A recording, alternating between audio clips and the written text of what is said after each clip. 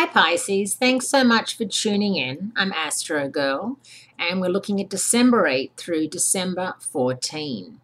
The big news this week is Jupiter, the biggest planet in the zodiac, the planet of optimism and the planet of opportunity and lucky breaks. It's going out of phase or offline this week through mid-April of 2014. Now, Jupiter spends roughly a year in each sign. It was in Cancer at the beginning of the year, and it started in the beginning of the year in Cancer in retrograde mode. And that was much more significant for you because, of course, Cancer is a fellow water sign. Jupiter began the year retrograde in Cancer, but when it goes retrograde this week, it will be in Leo. When Jupiter was in Cancer, it put things like real estate and the food industry on a temporary hold, which, if you remember, at the beginning of the year, the real estate wasn't really where it is now. It has really definitely rocketed up, especially in certain areas of the world like Sydney and Melbourne. Real estate is really changing, and in New York, there's record prices. LA is definitely picking up steam again because Jupiter in Leo is much more about buying property.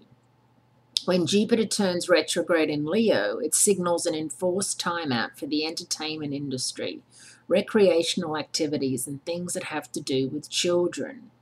Jupiter's pause in Leo can also mean travel restrictions, putting the emphasis on staying at home, staycation as they call it, because sometimes Pisces lugging the family around or lugging you and your hubby around the world, and staying in hotels and all the security at the airports and having to be at the airport 4 hours before your flight these days can seem like a lot, and it costs a lot to travel now, and the Australian dollar has dropped. So I definitely think, I understand that a staycation means that you take the time off, you spend it with your loved ones, but you don't necessarily go far from home.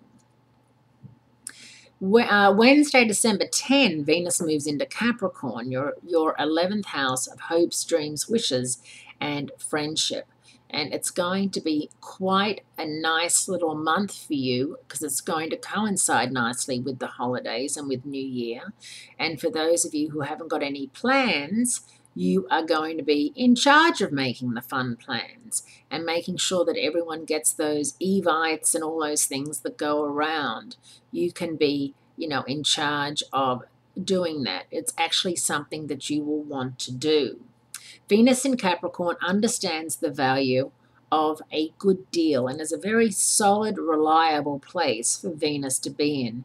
Not exactly exciting and sparks flying and craziness like we've had with Venus and Sagittarius, but solid, reliable, earthy kind of love. And if you're looking for love, a Capricorn is a great match for you. Have a great week, Pisces. Great speaking to you, and I look forward to speaking to you again next week.